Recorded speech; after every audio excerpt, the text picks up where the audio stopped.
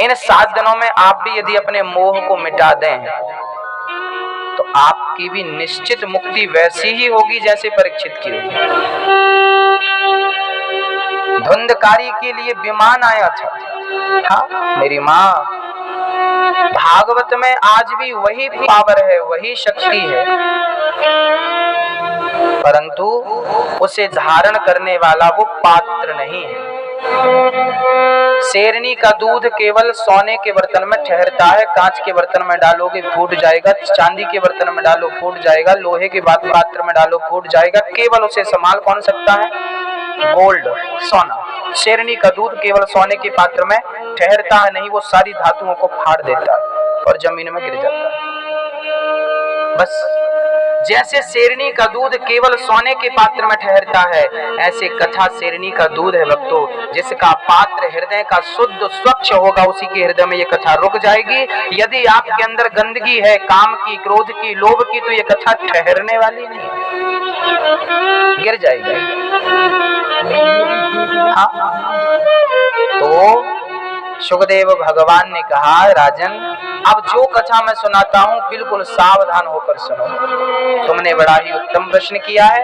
वरीयाने से ते प्रश्नः कृतो लोकहितम नृपा आत्मविद सम्मतः पुंसाम श्रोतव्यादिशुयः परा। आपने बड़ा उत्तम प्रश्न किया है। अब मैं आपके कल्याण का साधन बताता हूँ, ध्यान दो। सुखदेव जी की पहली बात क्या थी वो सुनिए। सुखदेव जी कहते हैं कि जिसे जल्दी मरना हो उसे अपनी नींद का त्याग कर देना चाहिए, ज्यादा नहीं सोना चाहिए। उठ जाग मुसाफिर भोर भई, अब रैन कहाँ तो सोवत है। जो सोवत है वो खोवत है, जो जागत है वो। आप अपने बच्चों को जल्दी उठने के संस्कार दीजिए।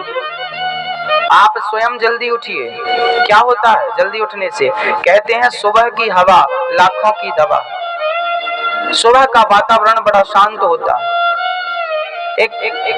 जब मोबाइल फोन नहीं हुआ करते थे तब ना एसटीडी हुआ करती थी, फोन लगाना हो तो एसटीडी जाना पड़ता था। एक सज्जन ने फोन लगाया, साहब हमें अपनी माँ को फोन लगाना है, हमारी माँ दिल्ली रहती है। फोन लगाया, फिर नहीं लगा, एंगेज जा रहा था।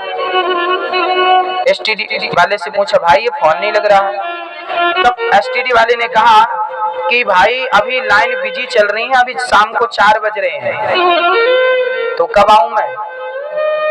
बोले सुबह आ जाना 5 बजे। क्यों? बोले लग जाएगा। दिन में 10 बजे लगा, 10 बार लगाया, 20 बार लगाया, संपर्क नहीं हुआ। सवेरे आया 5 बजे, एक बार में घंटी चली गई, बात हो गई। उसे बड़ा आश्चर्य हुआ, भाई कल तो मैंने 10 बार ट्राई किया, लगा नहीं, अभी एक बार में क्यों लग गया? बोले सुबह सुबह लाइनें फ्री होती हैं। ऐसे ही सुबह सुबह भगवान को याद किया जाए तो लाइन फ्री होती है, सिग्नल जल्दी मिलता है, परमात्मा से कांटेक्ट होता है। ईश्वर से कांटेक्ट करना है तो सुबह ब्रह्म मुहूर्त इसलिए बताया गया, हमारे संतों ने, साधुओं ने, गलत नहीं बोला। शाम को, दोपहर को लाइनें बिजी हो जाती हैं, परमात्मा से संपर्क सधता नहीं है। इसलिए ईश्वर से संपर्क कब सधेगा? सुबह का माहौल अलग होता है। उगते हुए सूर्य को जरूर देखना चाहिए। जिनके जीवन में उगता हुआ सूर्य रोज दिखता है उनके जीवन में खुशियों का उदय होता रहता है, आनंद का उदय होता रहता है। आपने उगता हुआ सूर्य नहीं देखा तो क्या देखा? प्रकृति कितनी सुंदर है, कभी गौर तो करिए। आपने प्रकृति का आनंद लिया ही नहीं, सोते रहे, पांव पसारे। आदित्याय नमः, भौमाय नमः, खगाय नमः, भास्कराय नमः। हे हिरण्यगर्भ, आपको शत शत नमन। हे सूर्य भगवान, आप हमारे जीवन का अंधकार रूपी, अज्ञान रूपी अंधकार का नाश करते हैं। हे सूर्य भगवान, आप जैसे सृष्टि में प्रकाश भरते हैं ऐसे हमारे अंतःकरण में भी ज्ञान भक्ति का प्रकाश भरिए। हे सूर्य भगवान, आपको हम नमन करते हैं। हमें रोज प्रार्थना करनी चाहिए। सूर्य भगवान की उपासना, सूर्य भगवान की पूजा राम जी करते थे, श्री कृष्ण जी करते थे। हाँ हाँ, आपको भी करनी चाहिए। हमारे हिंदू धर्म में सबसे पहली पूजा सूर्य पूजा बताई गई। छठ पर्व आता है ना तो हमारे पूरे बिहार और यूपी के लोग छठ पर्व मनाते हैं। बाकी भारत के लोग जानते कि नहीं मुझे नहीं पता, पर छठ पर्व में सूर्य भगवान की पूजा विशेष होती है। वह सूर्य पूजा का ही पर्व है छठ पर्व, पूरे देश में धूमधाम से मनाया जाता है। वहां पर हम लोग सूर्य भगवान की पूजा करते हैं। मेरी माँ, आदि अनादि वर्षों से, कितने वर्षों से सूर्य पूजा चली आ रही है। आजकल के बच्चों से कहो कि बेटा एक लोटा जल चढ़ा दो सूर्य भगवान को, हाँ पागल हो गए हो आप, सूर्य भगवान को जल चढ़ा दो। आजकल के नौजवान भाई बहन ना पागल समझते हैं, पागल बेवकूफ। मम्मी पूजा कर रही है सूर्य भगवान, सूर्याय नमः। पीपल को शाम को दिया रख रही है मम्मी, बेटे को लग रहा है माँ पागल हो गई, पीपल को दिया, सूर्य भगवान को पाने की क्या जरूरत। ऐसे बच्चे तर्क करते हैं। उन बच्चों को समझाओ कि बेटा सूर्य भगवान को पाने की सचमुच जरूरत नहीं है। ये तो सूर्य भगवान का हम लोग जल देकर के उनका धन्यवाद देते हैं कि हे सूर्य भगवान, आपने हमारे अंधकार को मिटाया है। एक लोटा जल देकर के हम आपको धन्यवाद दे रहे हैं कि हे विधाता आपका शुक्रिया, आप हमारे जीवन में रोज नई रोशनी लेकर आते हैं। आपका शुक्रिया, आपका थैंक यू, आपका धन्यवाद करते हैं हम लोग। वो थैंक यू है, धन्यवाद है। कहा जाता है कि सूर्य भगवान जब उदय होते हैं ना तो सूर्य ग्रहण पड़ता कि नहीं।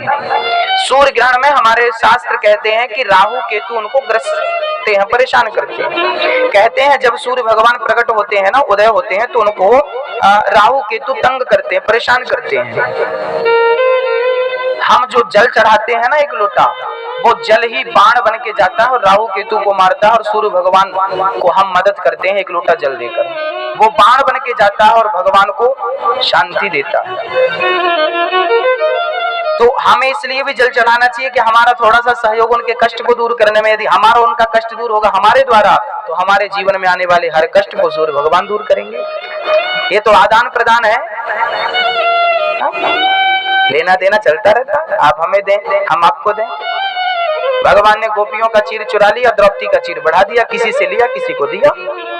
लोग बोलते हैं भगवान ने गोपियों का चीर क्यों चुराया? भाई चुराते नहीं तो द्रौपदी का बढ़ाते कैसे? वहां से उठाया यहाँ सप्लाई कर दिया, चलता रहता भक्तों से आदान प्रदान।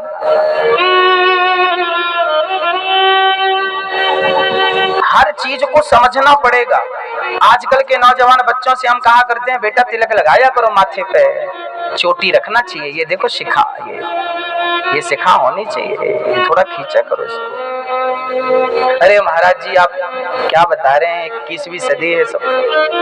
कोई चोटी रखेगा, शिखा रखेगा, कोई तिलक लगाएगा? हाँ हाँ, ये नौजवान बच्चों को ना सिगरेट पीने में शर्म नहीं आती है, तिलक लगाने में शर्म आती है। शराब की दुकान में लाइन लगा के खड़े रहते हैं बोतल लेने के लिए, शराब की लाइन में लग करके शराब लेकर के पीने में इनको शर्म नहीं आती, पर तिलक लगाने में, शिखा रखने में, गीता पढ़ने में, मंदिर जाने में लज्जा आती है। यही तो हिंदुओं के पतन का कारण है, यहीं से हिंदुओं का पतन होगा। यदि आप हिंदू होकर भी अपनी संस्कृति को नहीं पहचानोगे, नहीं समझोगे, तो पतन होगा ना। गीता आप नहीं पढ़ोगे तो क्या पाकिस्तानी लोग पढ़ेंगे? अमेरिका तो पढ़ने लगा गीता, वहां की सबसे बड़ी यूनिवर्सिटी में गीता अनिवार्य कर दी गई है, और भारत में अभी तक बच्चे पोयम याद कर रहे हैं। भक्तों, सुखदेव भगवान कहते हैं जिसकी मृत्यु सिर पर है, परीक्षित आपको जल्दी मरना है ना, ध्यान रखो। आपको क्या क्या याद करना है वो जरा समझो। सुखदेव भगवान कहते हैं कि तस्मात् भारत सर्वात्मा भगवान ईश्वरो हरि श्रोतव्यः कीर्तितव्यश्च स्मर्तव्यश्चेच्छिता भयम्। क्या करना है? तस्मात् भारत सर्वात्मा, सबसे पहले अपनी थिंकिंग बदलनी है, अपनी सोच बदलनी है। सोच कैसे बदली जाए, मैं बदल के बताता हूँ। ये क्या है मेरी माँ? बताओ। रुमाल, रुमाल है ना ये, रुमाल। और बताओ और क्या है ये? रुमाल नहीं है, कपड़ा। आप बोल रहे हैं ये रुमाल भी नहीं है और कपड़ा भी नहीं है, अब बोलो। ये है केवल धागा। इसका एक एक धागा भी हम निकालने लगे तो ना रुमाल रह जाएगा ना तो कपड़ा रह जाएगा। एक्चुअली ये धागा है, इसको हम क्या बोलते हैं? रुमाल। धागा को ही हम नाम रुमाल देते हैं, धागा को ही नाम हम कपड़ा देते हैं। ऐसे ही जैसे आप धागा को रुमाल और कपड़ा कहते हैं, ऐसे ही भगवान ही स्त्री है, भगवान ही पुरुष है, भगवान ही पक्षी है, भगवान ही पशु है, भगवान ही हर रूप में है। हरि व्यापक सर्वत्र समाना, सर्वम खलविदम ब्रह्मा, सब में वही है। परंतु जैसे धागे को हम कपड़ा कहते हैं, ऐसे भगवान के रूपों को ही हम स्त्री और पुरुष और संसार का नाम दे देते हैं। ये संसार है, संसार जैसा कुछ नहीं होता, सब में ईश्वर ही बसा है, उसके सिवा कुछ नहीं है। ये हमें थिंकिंग बदलनी होगी। हमें स्त्री नजर ना आए, हमें स्त्री के रूप में ईश्वर नजर आए। हमें पुरुष नजर ना आए, हमें पुरुष के रूप में ईश्वर नजर आए। हमें चींटी नजर ना आए, हमें चींटी के रूप में कृष्ण नजर आए। जब सब जगह भगवान देखने लगोगे तो बताइए फिर आपको मंदिर जाने की जरूरत पड़ेगी? हाँ, आप खुद चलते फिरते मंदिर बन जाएंगे भक्तों, चलते फिरते मंदिर बन जाएंगे। भगवान को प्राप्त कर लेना बहुत सरल है, कठिन नहीं है। केवल सोच बदलनी पड़ेगी, थिंकिंग। सब में ईश्वर है, ये भाव रखो ना। इसलिए सब में भगवान है, इसलिए किसी का दिल नहीं दुखाना, इसलिए किसी का दिल तोड़ना नहीं है, इसलिए कभी हमें किसी के बारे में गलत ना सोचना है ना बोलना, क्योंकि सब में कौन है? श्री राम मैं सब जग जाने।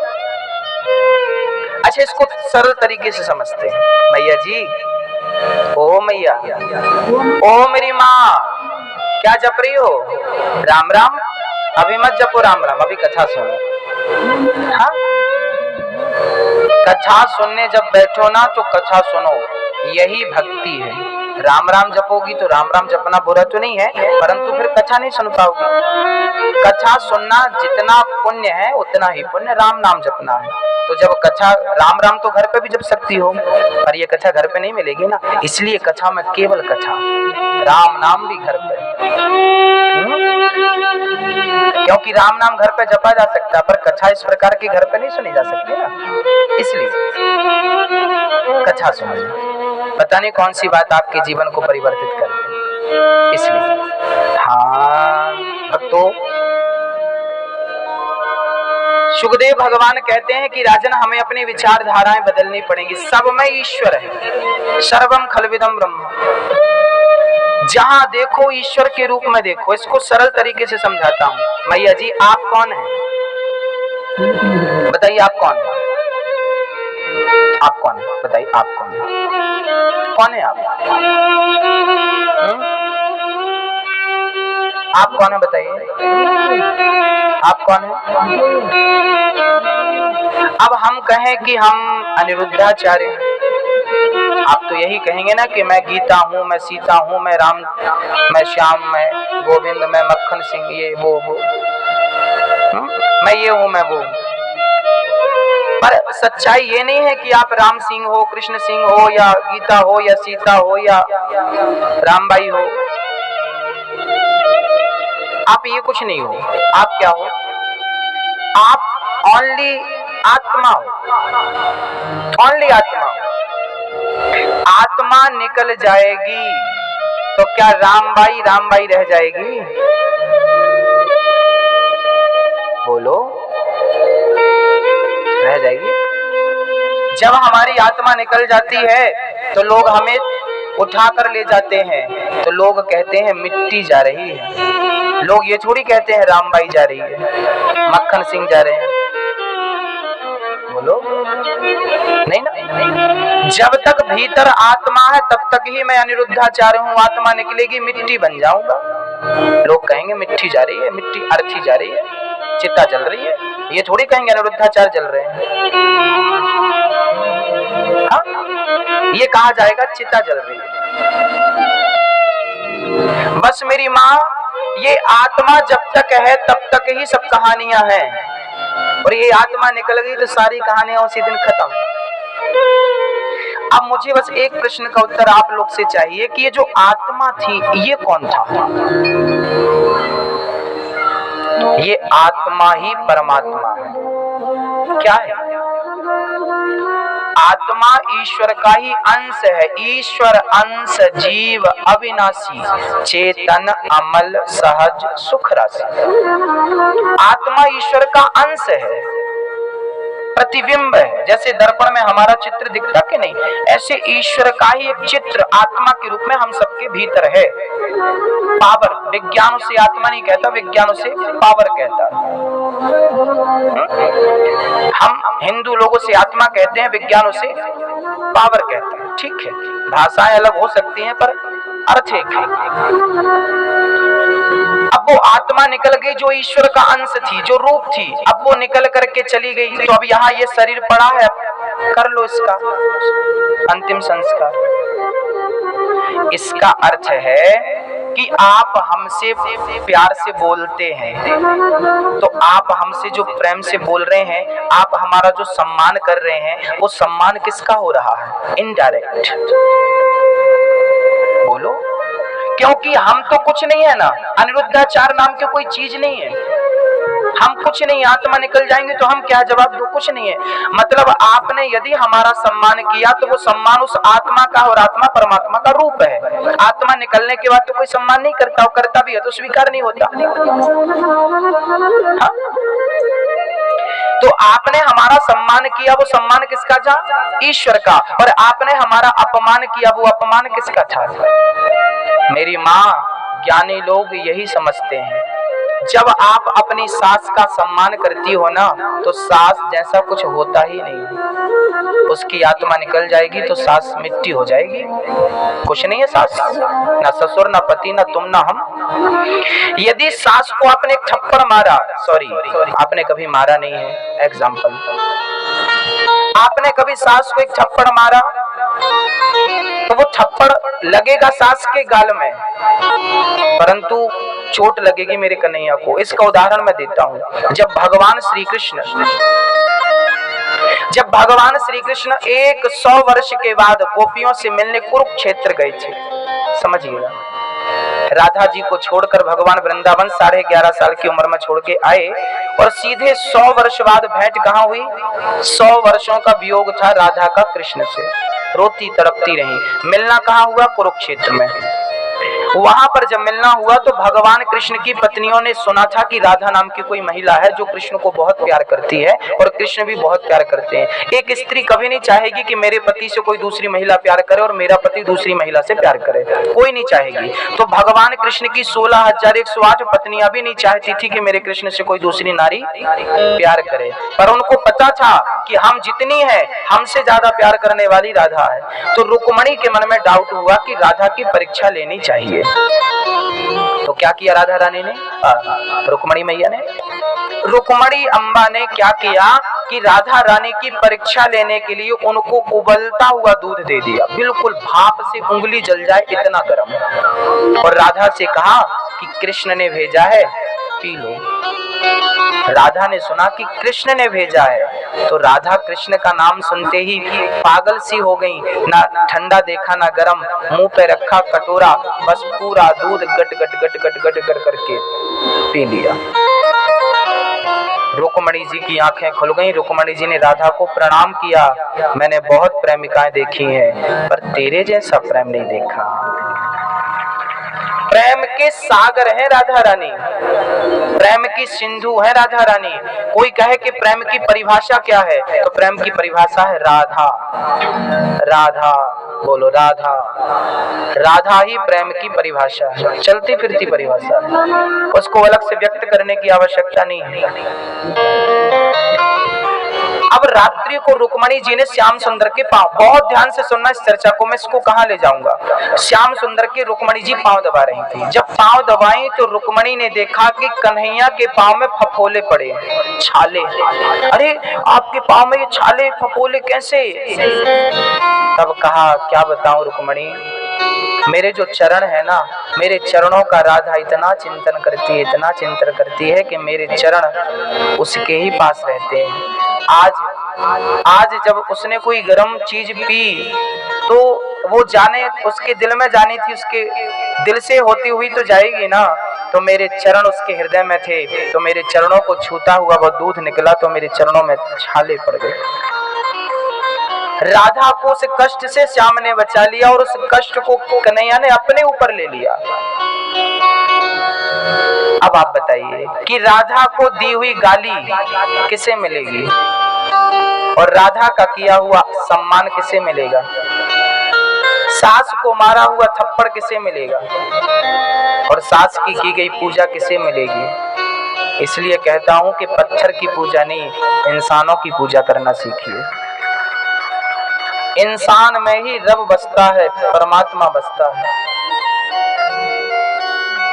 हाँ, इनडायरेक्ट, डायरेक्ट नहीं, इनडायरेक्ट। जैसे पेड़ की जड़ में पानी डाला जाए तो पेड़ की शाखा, तना, पत्ते, फल, फूल तक अपने आप पानी पहुंच जाता है।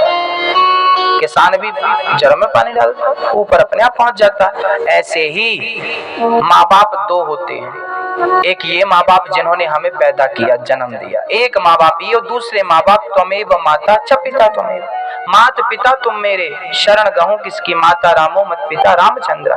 जब आप इन माँ बाप की पूजा करेंगे, इन माँ बाप की सेवा करेंगे, ऊपर बैठा माँ बाप अपने आप सुखी हो जाएगा। यहाँ से दिया हुआ, यहाँ से की गई पूजा वहां अपने आप पहुंच जाएगी। उदाहरण से समझते हैं, आपका कोई बेटा, आपका कोई भाई, आपका कोई जानकार रिश्तेदार यदि अमेरिका में प्रेजेंट में है, अमेरिका में, और उसे 20,000 रुपए की जरूरत पड़ गई तो आप कैसे भेजोगे? कैसे भेजोगे?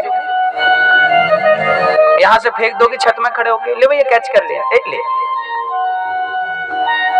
बैंक से, है ना, बैंक से भेजेंगे आप, या मोबाइल में जितने भी आजकल ऐप चल रहे हैं बैंक से रिलेटेड, उनके माध्यम से आप भेज देंगे। साधारण सा उपाय बैंक है, आप बैंक में डालिए उसके खाते पे, वो वहां से एटीएम से या कैसे भी निकाल लेगा, ट्रांसफर हो जाएगा। यहाँ का वहां भेजना हो तो साधन बैंक है। ऐसे ही जब हम कोई भी वस्तु, जैसे कि ये पुष्प भगवान को चढ़ाना है, प्रभु मेरे पास कुछ नहीं